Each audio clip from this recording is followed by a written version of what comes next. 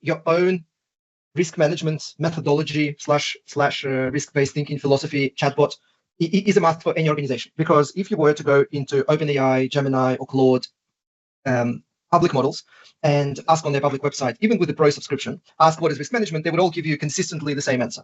Risk management is the process of identifying, assessing, and controlling, mitigating, or whatever risks. And that's because that's the popular opinion.